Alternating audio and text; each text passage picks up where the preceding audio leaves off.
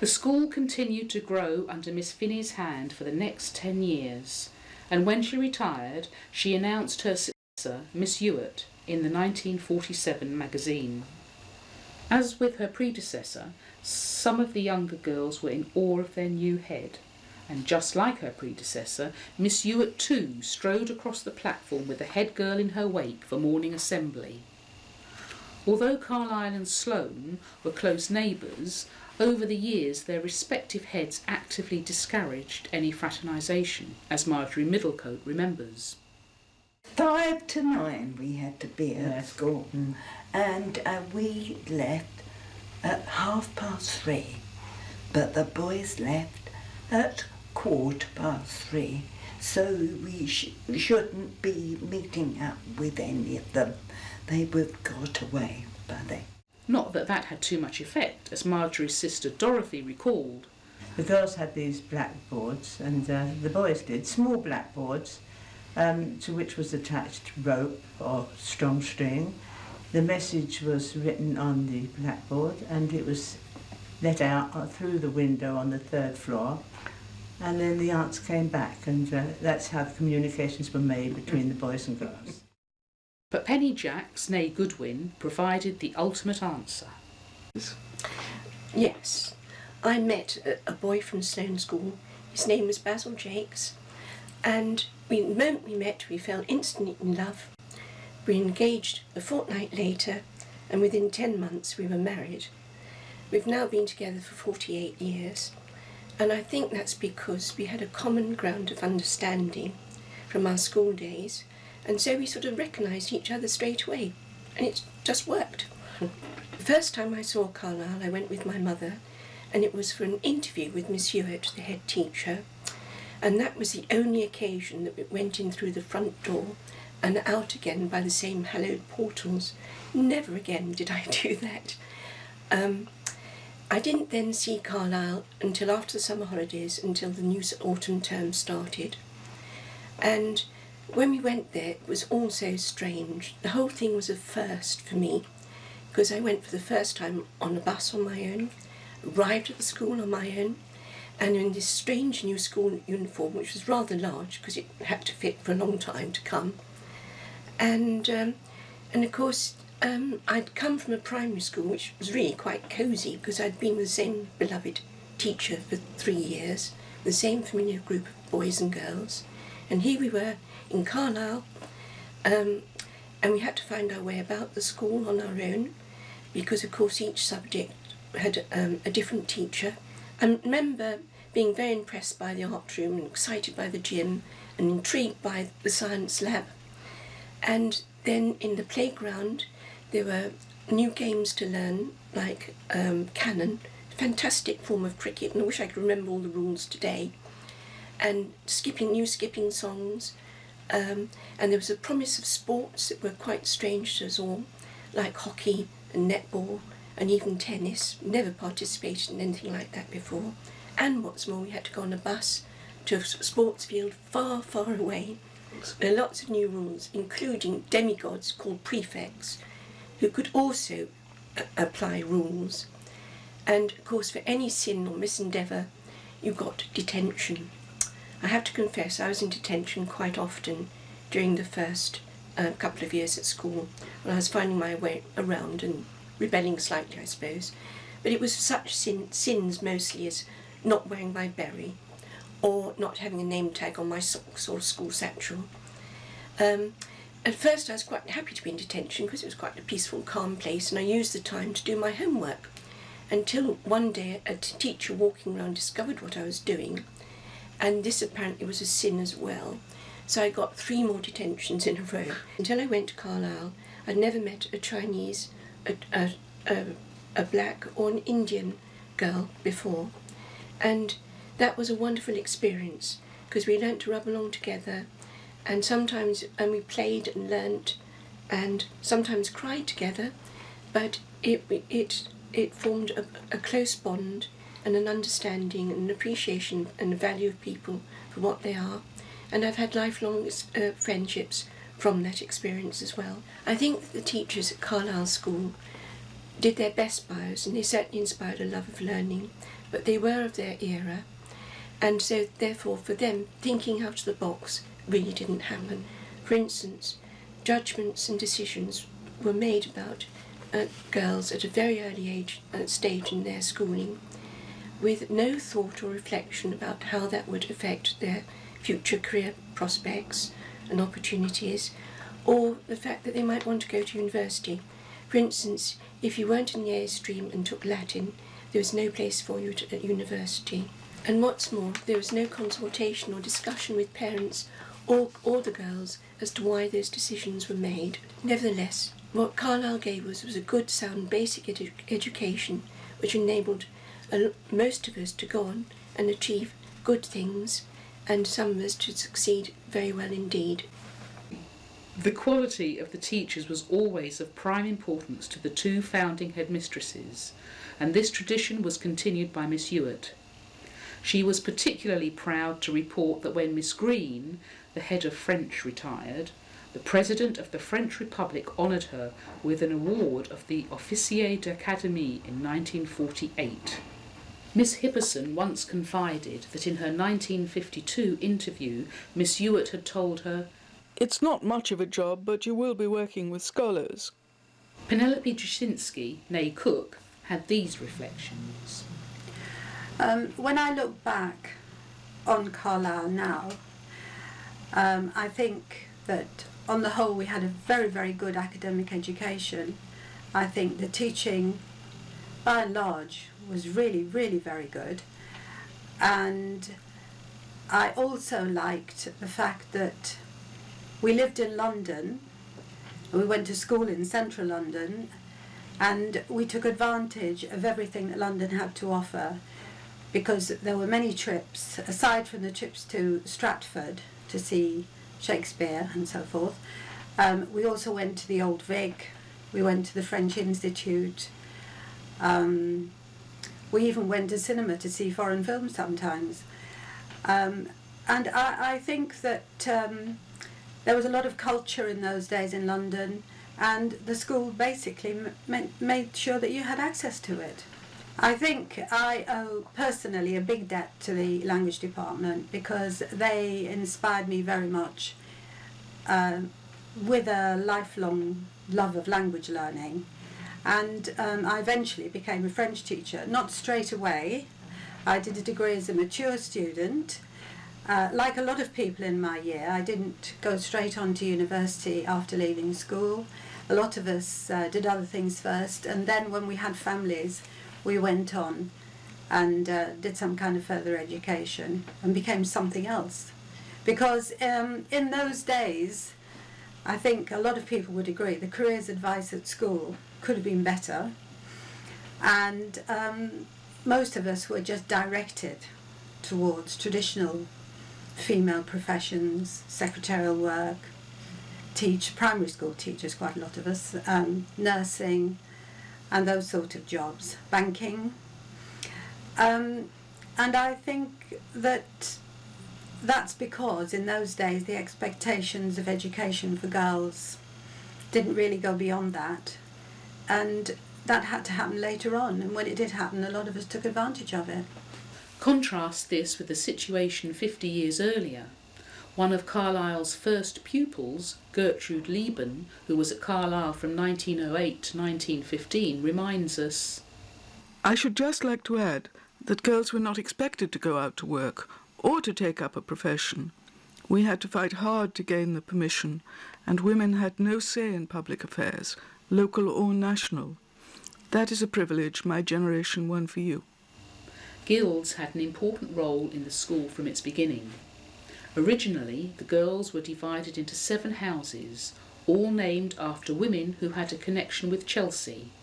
Mary Astle was brown, George Eliot green, Queen Elizabeth royal blue, Elizabeth Fry mauve, Elizabeth Gaskell pale blue, Lady Jane Grey black, and Margaret Roper red. But lest one good custom should corrupt the world, they were reviewed at every guild meeting. In 1951, J. Brigden of the Upper Sixths, senior prefect, reported to the magazine, "The school was unanimous in deciding to alter the number of guilds from 7 to 4 and were named after royal houses. The colours were chosen by lot, with Plantagenet black, Windsor red, Tudor blue and Stuart green. It's hoped that this renovation will awaken the girls' interests and initiative so that the new guilds will prove a success in years ahead. At some stage, the Stuart design was changed to feature a lion rampant. The original magazines all featured this symbol on the back. Joan Smith told us that the school emblem was a marguerite, which was adopted because the original lawn of the school, before the new extension was built on it, was sprinkled with daisies. The marguerite is reflected in this beautiful head girl's badge, and it is also featured in one quadrant of the school crest, together with the winged bull of St Luke, the patron saint of Chelsea, the portcullis of Westminster, and the sword of the City of London. These are just a few of the many other badges that were coveted and collected and worn with pride by the girls. The annual school magazine has always been an invaluable source of information and continuity chronicling the school year. In the 60s, the covers were imaginative and varied, but from the 30s to the 60s it had the same distinctive cover featuring the facade of the original building on a dark green background, with only the year date changing. As well as the formal schooling, the school year was punctuated by annual events like prize giving, the external examinations in June, and Sports Day. Interspersed between were the perennial annual form visits to the major London museums, as well as the yearly visit to St Albans to see the Roman remains of Verulamium. For the older girls, studying Shakespeare were excursions to the Old Vic and Stratford-on-Avon, where the tour took in Anne Hathaway's cottage, the church where Shakespeare lies buried, and maybe rowing on the Avon and a matinee performance in the Memorial Theatre. In September 1955, the 4th, 5th and 6th forms were taken to Stratford-on-Avon to see Macbeth. Unaware at the time of the significance of the production with Vivien Leigh and Laurence Olivier in the leading roles, to one teenager this moment of wizardry is as vivid now as it was then. In the banquet scene, Banquo's ghost sat in Macbeth's chair. Macbeth leapt onto the table, flung out his left arm, which was draped with a full-length cloak, and ordered the ghost to be gone. When he lowered his arm, the ghost had gone. It was a stunning theatrical moment. Now I realized that the ghost had just gone under the table, but in that moment it was magical, and perhaps explains why I've gone to the theatre ever since. But not everyone was as enchanted by the delights of Stratford. On the whole, though, we were agreed that it was a boring little town, the Memorial Theatre was repulsive, and their productions not even comparable with those at the Old Vic. In fact, we really cannot understand why we are going there again as soon as possible. Another memorable visit for the sixth forms in 1958 was to Glyndebourne. The house stands proudly and squarely in the midst of beautiful grounds, of which we caught a glimpse as we were ushered inside. The opera they were to rehearse was Wolf Ferrari's Susanna's Secret. The pangs of hunger gnawing at us began to divert our interest from the stage. We were quite glad to emerge from the cool, dark theatre into the sunny garden to wander around and eat our lunch. John Christie, who owns Glyndebourne and who founded this unique enterprise, came and spoke to us for a few minutes. He told us a little about the house. Then he told us how the idea of having an opera house at Glyndebourne had gradually taken a hold of him and his ex-opera singer wife. The more we saw of Glyndebourne, the more we realised how great is John Christie's achievement. Productions at school were often ambitious and usually very successful. From classic Greek to George Bernard Shaw, from The Rivals in 1949 to Hansel and Gretel 20 years later. Every aspect of every production was covered most professionally. For many years, Miss Lemon supervised the costumes and Miss Chown did sterling work with the scenery. Miss Smith and all others concerned with the production of Everyman at the school on Tuesday and Wednesday, 24th and 25th of July, are to be congratulated on its success. It did not fail to hold the attention of even the youngest of a predominantly young audience, and it is to be hoped that some at least of them will remember the play and reread it in later years, when it will be perhaps of even more absorbing interest. The actresses obviously wore their costumes with pleasure, and for the most part showed them to advantage. Death, Dorothy Grant, whose costume and makeup were quite awe-inspiring, and Strength, Alicia Cox, resplendent in chainmail and scarlet tunic emblazoned with lion rampant. Alicia recalled that she had to make her own chain-mail costume knitted with dishcloth wool and supervised by both Miss Lemon and Miss Chown. Diana Devlin was a leading light of many productions, both theatrical and musical, in the 1950s. The first production that I remember when I was in the first form was The Rose and the Ring, Thackeray's story, dramatised rather well actually. And the chief memory I have of that, apart from the performances, was that we worked so hard under the direction of the rather glamorous Miss Bennett that we had to go in to rehearse during the summer term break, which was in fact the day after Coronation Day, so we were all completely exhausted.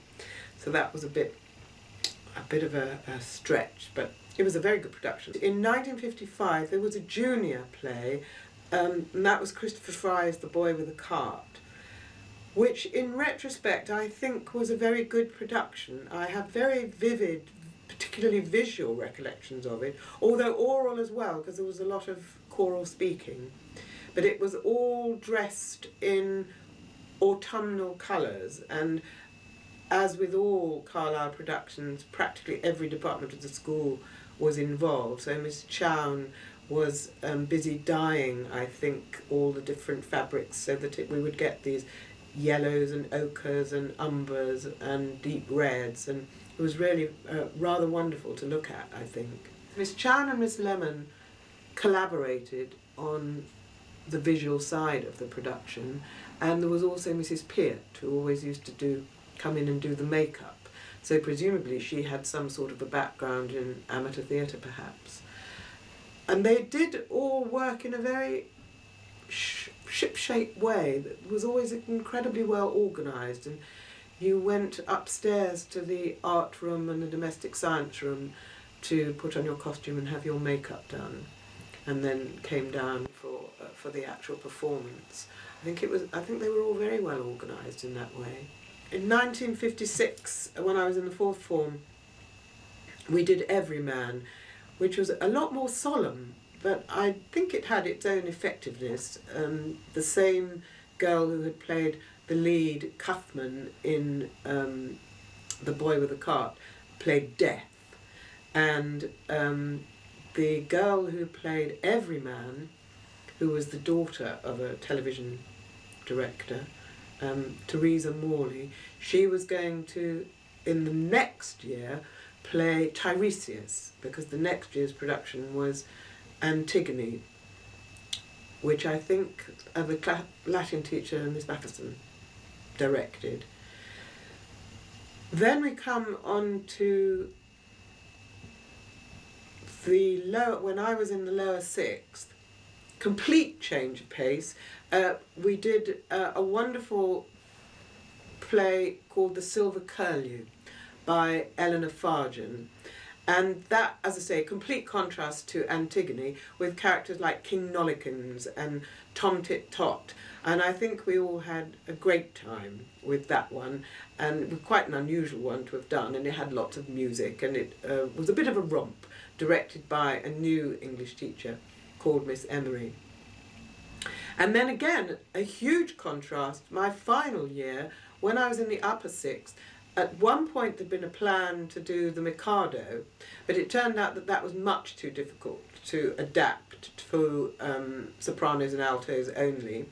So at that point, somebody had the very bright idea of doing Purcell's Dido and Aeneas, which had in fact been composed for a girls' school in Chelsea. So it was a wonderfully appropriate thing to choose.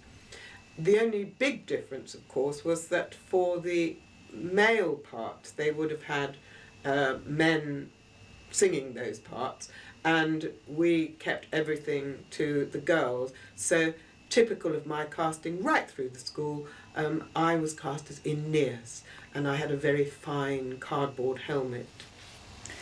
Another example of ignoring the male talent on their own doorstep. The entrenched tradition of the two schools was occasionally relaxed, but without too much acknowledgement. This terse announcement in the 1955 school record announces that Troilus and Cressida, produced by Sloane, featured 4 girls from Carlyle. But there was no review of it in the magazine, and the only tenuous acknowledgement that some link had been made is that in the list of gifts to the school library that year was one from Sloane's headmaster, Guy Boas, a copy of his book, Shakespeare and the Young Actor. The final production at the school was in 1969. It was a melodrama, Lady Audley's Secret, and was directed by Nina Pym, an English teacher. Her memories are of her leading lady, Marion Scott, a 4th former, who was a fiery redhead. She once threw a box of pins across the classroom during a dress fitting. Diana Devlin mentioned Dido and Aeneas. The opera was chosen because 1959 marked not only Carlyle's Golden Jubilee, but also the tercentenary of Purcell's birth. The review in the 1959 Jubilee edition of the magazine was fulsome in its praise for every aspect of the production. The beauties of Dido and Aeneas were displayed with love and assurance in a most moving production by all lucky enough to see it. From the classical offering of Purcell to the final school prize giving in 1969, the first task of Barbara Sivos, the new music teacher, was to choose the music for the very last school prize giving. I'd finished my studies and went to Carlisle, got the job as an assistant music teacher, and I thought I was assisting somebody. I was so naive, but in fact I was by myself. And so it was rather a surprise when people said that we have a very special prize-giving day for which I would have to produce something special musically. When I decided to set something specifically for the girls, because I wanted to involve everybody I could, I thought I would like to do something that they would feel comfortable with. And Simon and Garfunkel was really the big names at the time, and the Scarborough Fair became very famous, and it was still an English folk song, so it had a little bit of a kudos in the classical world as well. And so I decided that I would try and set Scarborough Fair really so that we could all participate in it. And so we had 2-part choir, we had glockenspiel, guitar, piano, recorder, an excellent flute player, and violins who were unfortunately asked if they could do the open strings and pluck, but I think that they did a very nice sound like that, and chime bars. So there was a lot of us, and it had to be a special occasion, and of course it was a special occasion because it was the very last of Carlyle. There was one piece of music every generation struggled with, and that was the fiendishly difficult school anthem, Except the Lord Build the House, which was traditionally sung at every prize giving, including the last one. This well-thumbed original copy of the sheet music belonged to Phyllis King, who was a pupil between 1935 and 1940. For many years she played the anthem at the Old Girls' Reunion. Quite apart from prize giving, music at Carlyle played a key role in the life of many of the girls. These certificates testify to its popularity. Between the wars, a very active Old Girls Association formed a thriving amateur operatic society. Gilbert and Sullivan operas, including Rodigo, were particularly popular.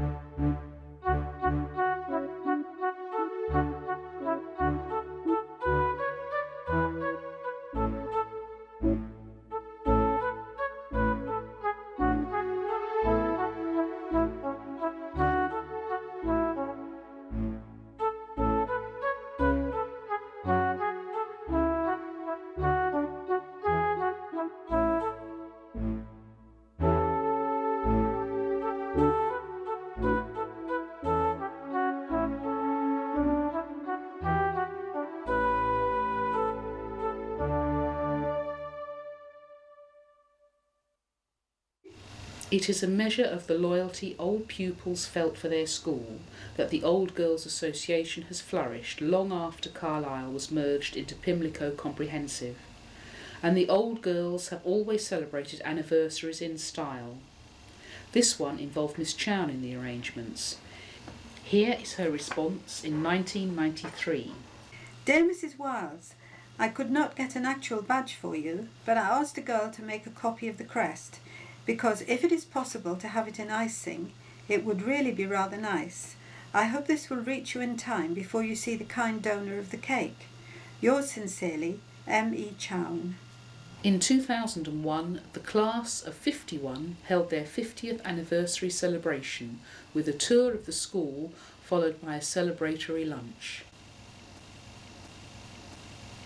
Miss Hipperson was their guest of honour and wrote this after the event. The tour of the Carlyle buildings, which so underlined for me the difference between things as the class of 51 remembered them in 1956 or 7 or 8, and my recollections of the seamless period 1952 to 69. For it is the topography of Carlyle School 1969 that I mentally carry, though open fires in the staff room and the brown ceiling of the parquet flooring under Mr. Barnes's direction had long since been extinguished. One of the most appreciated aspects of Old Girls' meetings was the attendance by members of staff. As the years rolled on, this representation naturally dwindled until only Miss Hipperson was left. She was a stalwart, attending every year in spite of her increasing frailness. She had every intention of attending the 2008 reunion. The Old Girls were stunned to hear of her death just a few weeks before the event and sent these messages to her brother.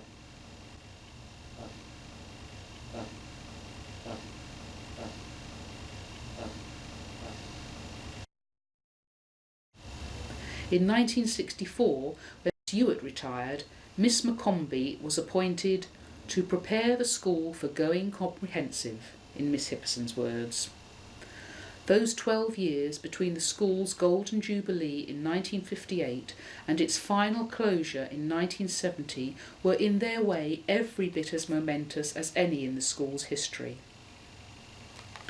Here's how they are remembered by two old girls, Barbara Richardson, née Lavin, and Pauline Palmer, née Hardingham.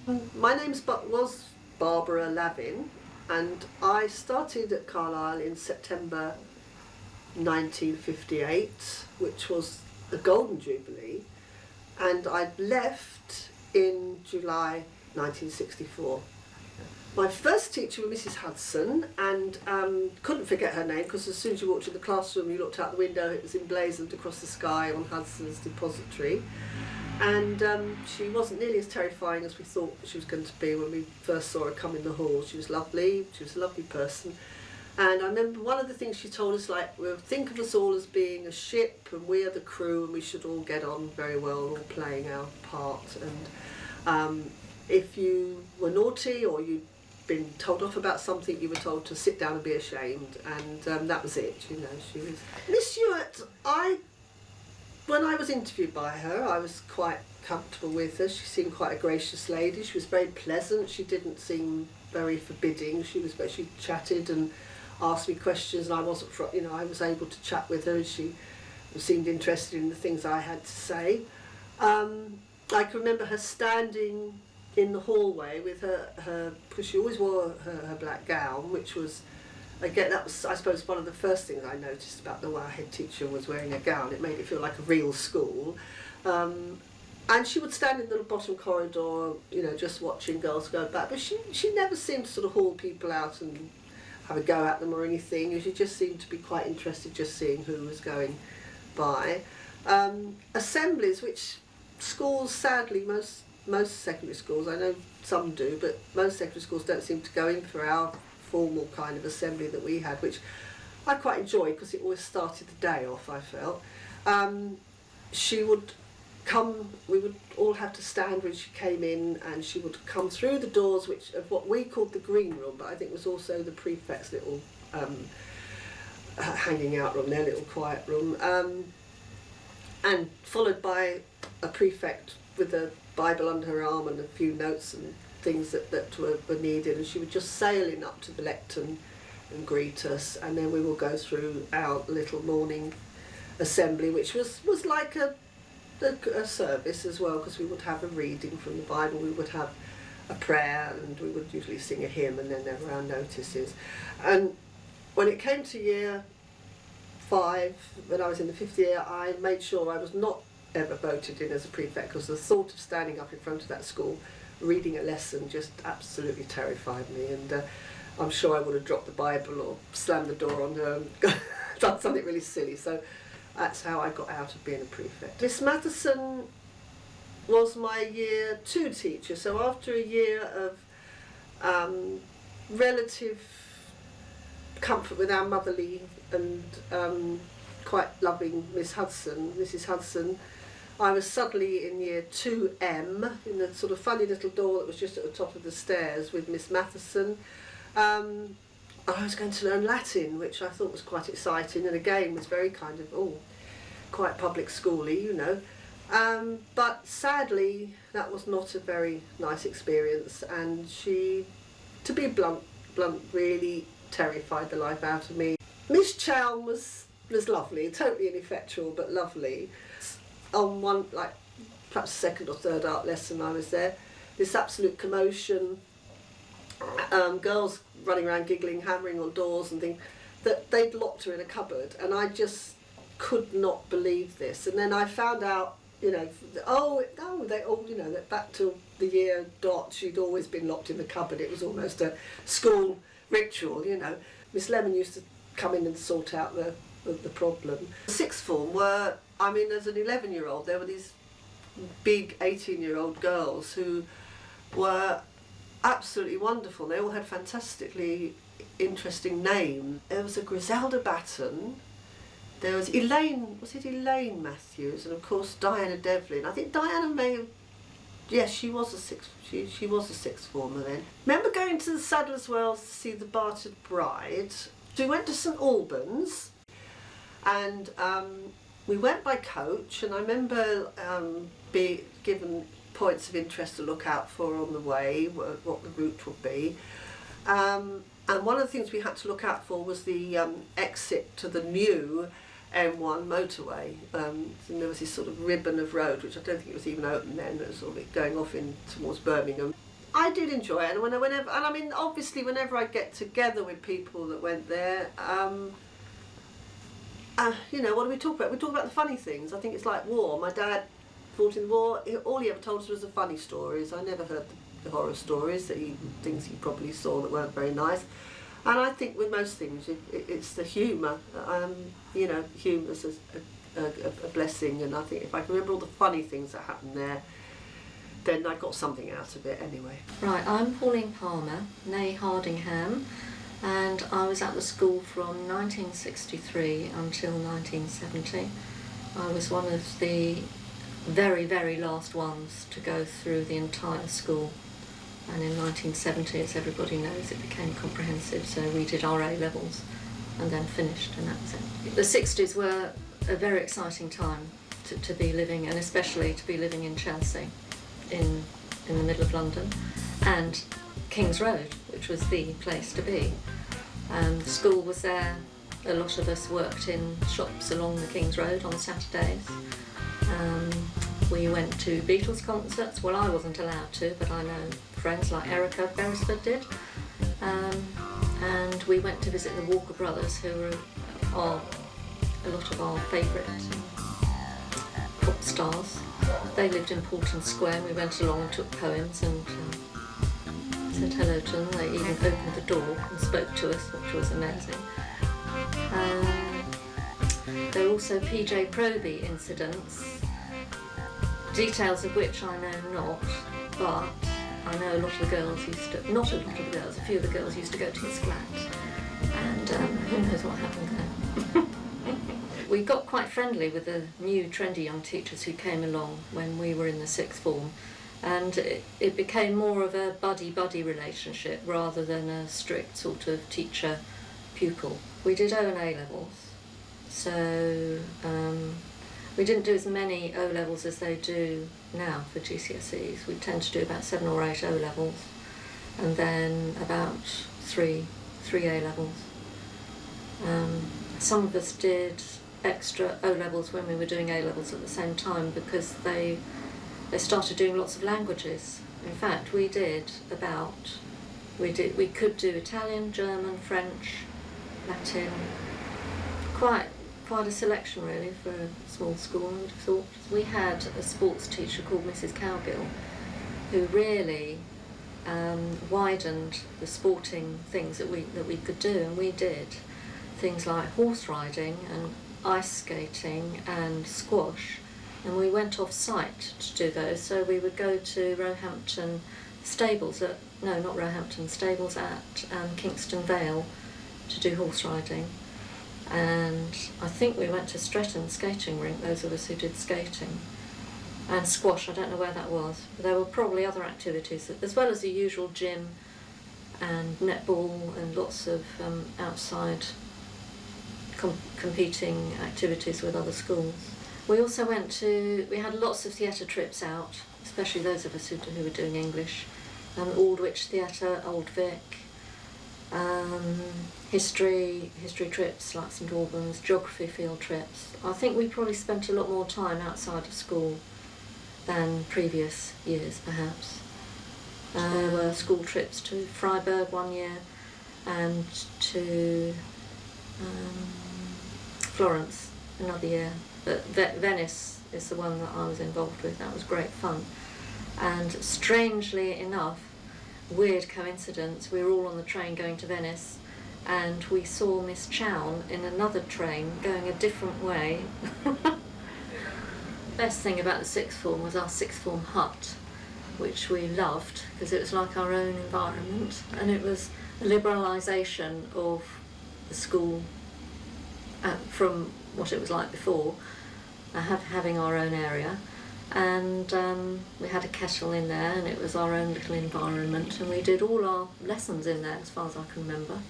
The final prize giving of Carlyle was held in 1917. It would have been something like the September or October of that year, and it was held at Pimlico Comprehensive, and it was a strange experience, completely different to walking into a small environment that we knew. It was a massive building. It was huge and vacuous and empty feeling, and it just wasn't like home as we knew it before. For her part, Miss Maccombie was very positive about the new building. In championing comprehensive education, she spelled out the positive case for comprehensive education, ending, Pimlico has two great advantages over many comprehensive schools. It has one of the most modern and forward-looking buildings in the country, and its formation will take place with very little opposition from most of the staff of the member schools. It has great possibilities, and I look forward to being involved in this venture. Reviewing the life and times of Carlyle, it is remarkable to see the continuity, sense of purpose and pride that permeates every generation of Carlyle's pupils. I think it was a good education. I think it was a good school. I think the heart of it, the school had a good ethos, whatever the word is they use nowadays. Maybe I could have worked a bit harder and I'd have got an even better education. I suppose my school years were good and bad as far as I was concerned. I don't think I was a very model pupil. I was a bit of a rebel. On the whole, I would say I didn't really enjoy my school days, but there were highs and there were lows. What Carlyle gave to me were not the immediate benefits of a good academic education. Rather, it was the long-term side effects, if you will. My curiosity was sharpened, and Carlyle gave me the tools to know where to go to satisfy that curiosity. The teachers there were excellent and sympathetic and very, very gifted. Perhaps some of them we might have been thought were a bit fierce, but no, not really. They were doing their best for us there. I love being at Carlyle. And the day I left there, I remember I cried. I didn't think I ever would, but I did. I remember on the last day we were all running down the stairs, all in floods of tears, and that was, we were on to a different life, and Carlyle was on to a different life as well. It was a sad time. Objectively, here's what Miss Ewart wrote about the first 40 years of the school. What she said in 1947 was as true then as it was when Carlyle finally closed down in 1970. Everyone reading the account of the school's life from its beginning until July 1947 must be impressed by the resilience, determination, courage and faith that enabled its members to overcome the hardships and frustrations that beset them throughout those long years. Few schools in England can have had such a history. But the Carlyle School has not only survived very difficult times, but has grown and flourished in spite of them. Past generations have set a standard that present and future ones must strive to maintain and enhance, asking God's help so that they may meet all difficulties with unswerving courage and may fulfill with quiet fidelity the tasks committed to their charge. The last word, however, must go to Miss Finney. At the Jubilee lunch, she ended her speech. Lucky the comprehensive school that gets us.